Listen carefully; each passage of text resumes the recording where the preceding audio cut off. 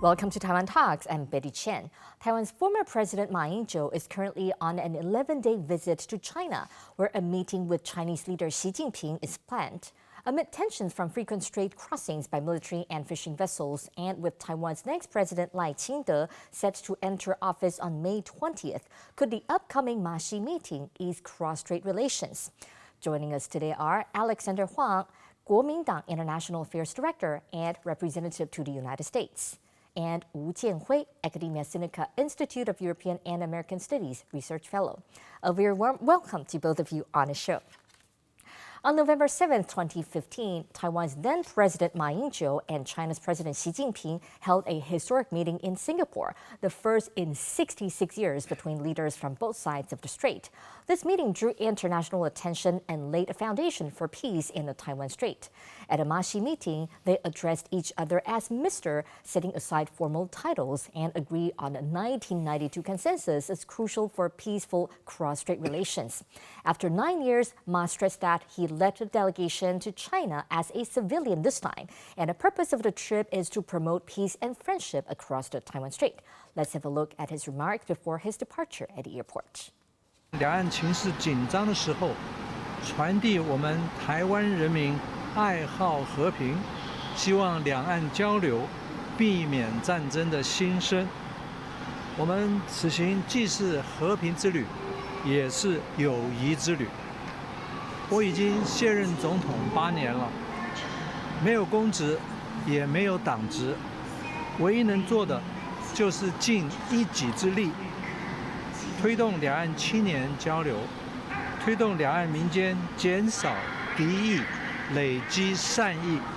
Following Ma Ying-jeou's departure from the presidency in May 2016, Tsai Ing-wen from the Democratic Progressive Party (DPP) assumed leadership, beginning an 8-year term. And in January of this year, Lai Ching-te, representing the same party (DPP), was elected president, signaling a new period of tensions in the cross-strait relations. So let's start with today's conversation. Now we know that the second meeting between Ma and Xi might happen. So what's the significance of this meeting, and what kind of message do you think that Xi Jinping will convey?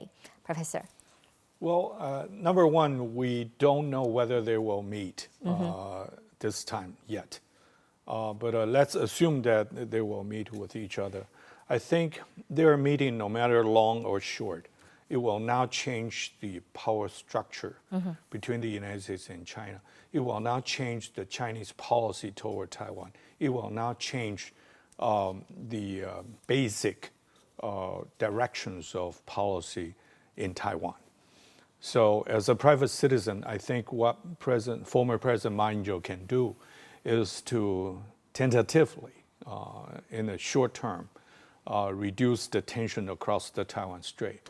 As he also led 20 young students to visit China. I think not only for promoting peace, but also I think he focused on the exchanges of the next generation. And of course, the cross-strait relations will be conducted between the young generations in the future. What do you think, Professor Wu? Okay, let's move back some few years ago. The first time when when he went back to China, and he was welcomed by some students, and which was broadcast by local TV and international media. And the slogan is that 连爷爷您回来了. Right. And for Grandpa Lian, you're coming back to the homeland. And after so many times, the slogan is 连爷爷您不要再回来了. So the second, this is the second time probably with the former President Ma Ying-jeou. He met again with Xi Jinping. But again, as we know, and as Ma he said, he does not represent the community.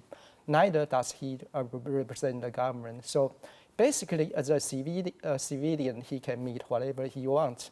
This is his freedom. So basically, my impression is if he meet with Xi for a third time, then the marginal effect for this would be reduced. But here, I think the most important thing is, according to our survey in Academia Sinica, we conduct an American portrait survey every year. the most majority, 85% of the interviewees, they think Taiwan and China do not belong to the same country. And this is against what Ma Ying-jeou considered as the 92 consensus, which is highly debated whether it is such consensus or not. And the second point, if I may add, of course, what Xi Jinping wants to add is to impose pressure on Lai Ching-te to expect Lai Ching-te will give in or to say something which Xi Jinping want to see. But again, the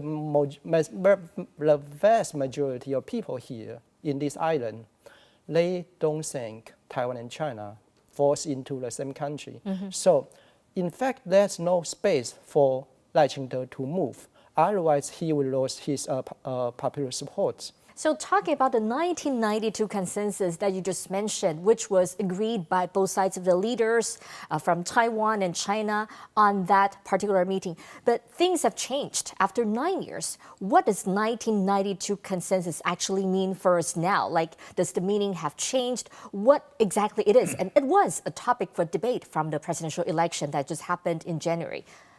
Professor? I think, more than 30 years ago, when the two sides, mainland China and Taiwan, met in Hong Kong and decided that if they want to move on with exchanges and functional dialogue, there must be a base. So that was 30-something years ago. And I think at this moment, 92 consensus is similar to the United States One China policy, which means both Washington and Beijing talk about One China, but with a different definition. And so the United States they continue to say that Washington holds a One China policy. But Washington defines its own contents.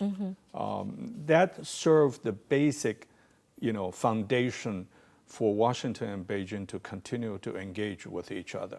Yes. So that's your understanding. What about you, Professor Wu? In fact, 92 consensus only came into place when Chen Shui-bian was elected, and that's under Chen administration. And that's when Suu Kyi, he invented 92 consensus. The purpose for this is to constrain the policy space of Chen administration, to constrain the policy space, especially in terms of cross-strait relation of Chen administration. And let's assume, which I don't believe that such consensus, let's assume there's a consensus established in 1992. Imagine that's a consensus, no written statement, no agreement, no anything, which is established by the SEF, Straits Exchange Foundation, and also IRS, and both two are more or less semi-official organizations.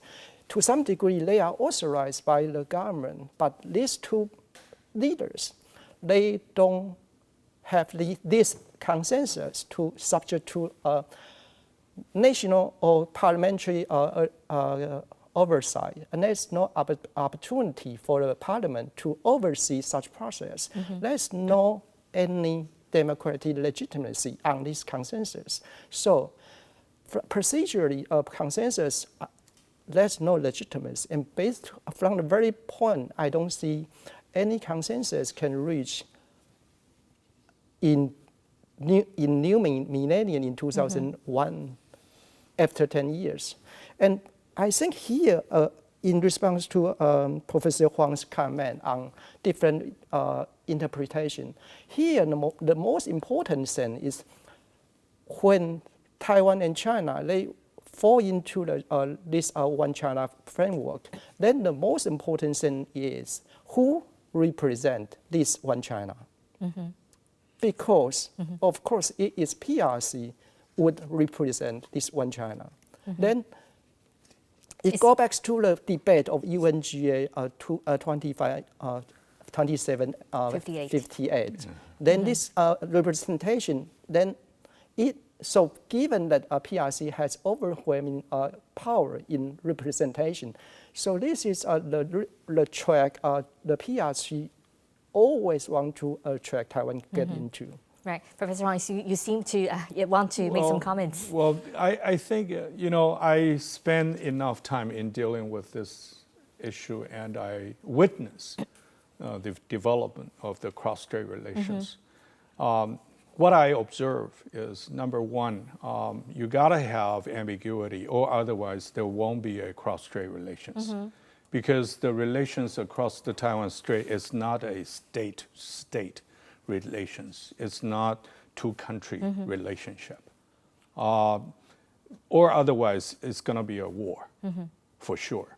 So if we want to maintain peace and stability, there is a necessity for creative ambiguity. All the agreements that have been signed across the Taiwan Strait maintain such an ambiguity. Even back in 1993, the first 4 agreements that signed, the night before, everybody fixed all the language and believed that next day there will be exchange of documents and signing ceremony. But suddenly one guy stood up and said, wait a second, because in Taiwan, the document cannot be signed as 1993. It has to be the 82nd year of ROC. So everybody stopped eating and say, we need to negotiate about this. But when they returned to the meeting room, within 5 minutes, everybody laughed and came out. Why? Because they decided not to write the year, but only the month and dates. What I'm trying to say is that you gotta show some kind of, maintaining the dignity, but showing flexibility, or otherwise you cannot keep the peace and stability. We can dream about a righteous interpretation. We can always fight for dignity, but also we need to maintain peace and stability. And that's how the 23 agreements that have been signed in the past. So I believe that, we may give up. We need to ask ourselves, do we give up our interpretation of that one China? Do we walk away from our constitution? Yes or no? If we want to keep we cannot amend our constitution, and we need to keep in peace and stability in the Taiwan Strait. If we really want to maintain the working, functional relationship across the Taiwan Strait, we gotta keep that ambiguity in that relationship, or otherwise we can choose to forget about the ambiguity. And that will be a different situation. And don't forget, the international community also do not sign up with a conflict across the Taiwan Strait. This is indeed a very tough question. Professor Wu. And according to our survey, which is hard evidence, the supporter of KMT, 55% of the KMT supporters, they don't think Taiwan and China are the same country. And in terms of the so-called 92 consensus, only 8.2, less than 9.2, which is the popular support of Ma when in the final year of his presidency. So that's only 8.2 of Taiwanese interviewees. They support this 92 consensus. So the point here is why I personally don't have any idea why the KMT still stick to some idea which its supporters does not even support. This is I have difficulty in understanding that. So now let's switch our attention. We have talked about the 1992 consensus, but the thing is that now this time former President Ma is visiting China and possibly he will meet with Xi Jinping. So do you think that this second meeting between them will be conducive to the reduction of tensions across the Taiwan Strait? Professor Wu. As I mentioned, Ma, he's basically a civilian. he is not represent the So KMT. basically, he has no influence over Xi Jinping. That's what you want to say. No, he may have, but the first point is I don't see anyone who can influence Xi Jinping. This is first point. The second point, I don't see Ma Ying-jeou. He has influence in Lai administration, but maybe to some degree he has influence in KMT. But let me go back to 4 months before, when the final day of the KMT campaign, Ma was not invited for the campaign because he said he would rather trust Xi Jinping, and which is not obviously the belief of mass majority here in this island.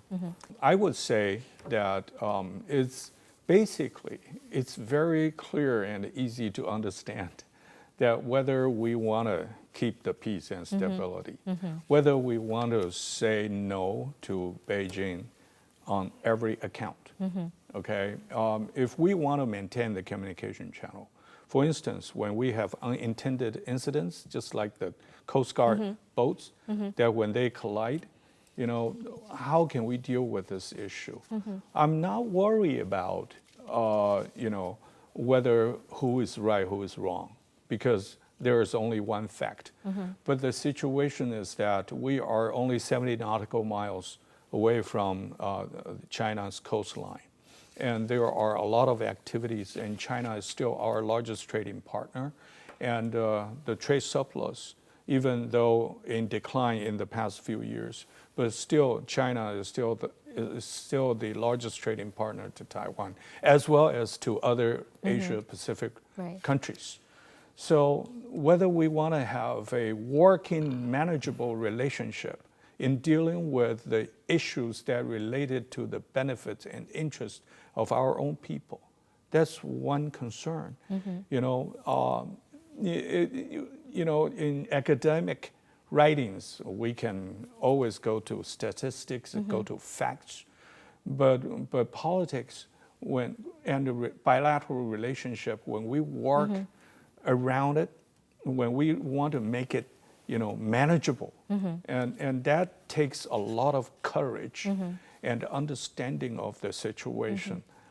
So I believe that no one in Taiwan, no matter how it shows in supporting one terminology or their identity, but everybody wants peace and stability in the Taiwan Strait. And how to maintain that is very important. Professor, you want to add something, right? Please. Yeah, of course.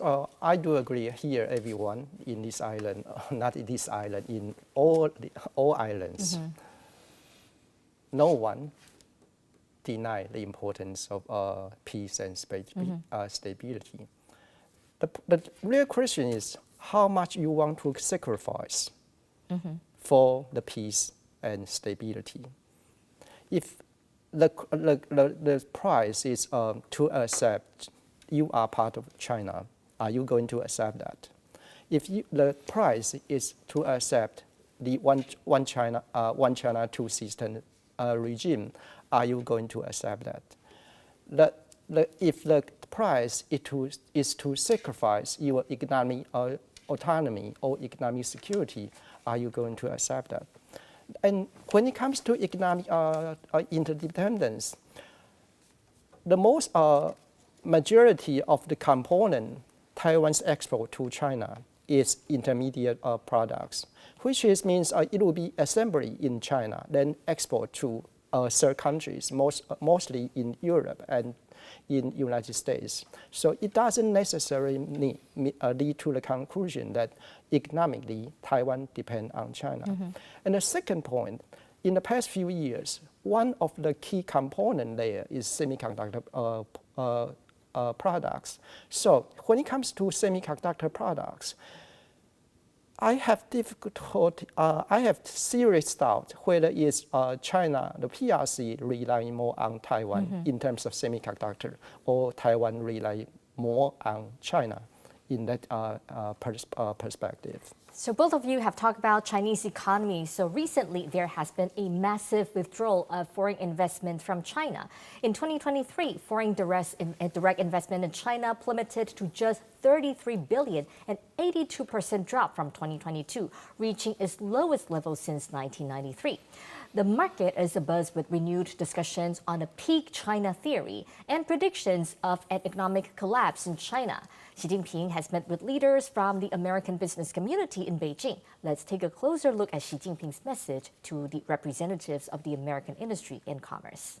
China has come to where it is today after overcoming all kinds of difficulties and challenges. China did not collapse as predicted by the China collapse theory, nor it will peak as forecasted by the China peak theory. So my question is now, this is a new kind of theory calling the peak China. That is a new theory proposed by The Economist. And the Reuters also highlighted the potential, saying that peak China may pose peak danger. So how do you think of this kind of new theory, saying the peak China theory?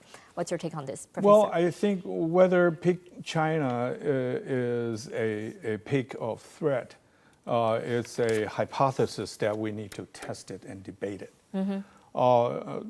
Indeed, I have read many articles, not only in Europe or by one journal, but many academic arguments had predicted or assessed that China has reached its peak already, and China cannot be number one. China's GDP will not surpass the United States. I mean, as scholar, we take everything, on the plate and try to do our own assessment. I think to say that China has reached its peak itself is also scholarly dangerous because we still need to continue to watch. Yes. Number two, don't forget that China is already the second largest economy already, and we do witness that a lot of foreign direct investment are pulling out of China. It was because of the COVID restriction. It was because of their tightened control of foreign business personnel that are working in China. I think if China make the working environment unfriendly to foreign investors, of course they will think more than twice whether they want to stay in China. And it's a complex picture because on the other hand, if one company or one country pull it out, then you lose the combat or the competition with other competitors, even friendly, in the Chinese market. And number three is that, Xi Jinping, himself walking into the China Development Forum and try to, practice his charm offense and try to, the message was so clear. Please invest to China. Please do not leave. Right. I think that's his message. And with his presentation, I think he already understands that there is a problem. In That's this, quite a big gesture, in this like dual circulation. China may have strong internal circulation of business activities, but external circulation has confronted a lot of challenges. And that's something Taiwan also needs to be also very vigilant about these change. What do you think about the peak China theory? Do you think that this is a real description about the situation there?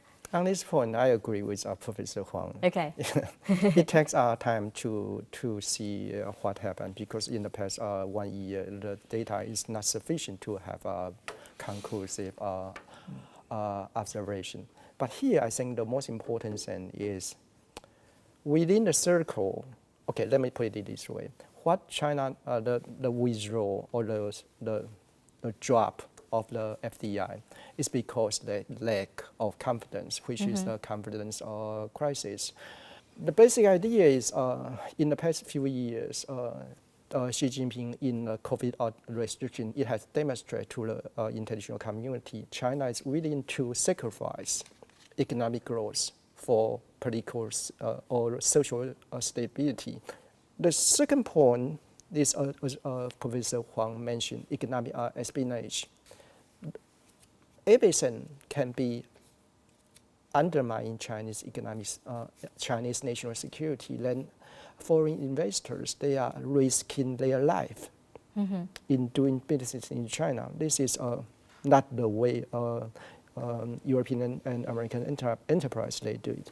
And the third point, I think whether Xi Jinping, his promise or his commitment to attract foreign investor is firm or is trustable. The basic benchmark or how to observe it is to see whether there is market believers within its within the circle of Xi Jinping.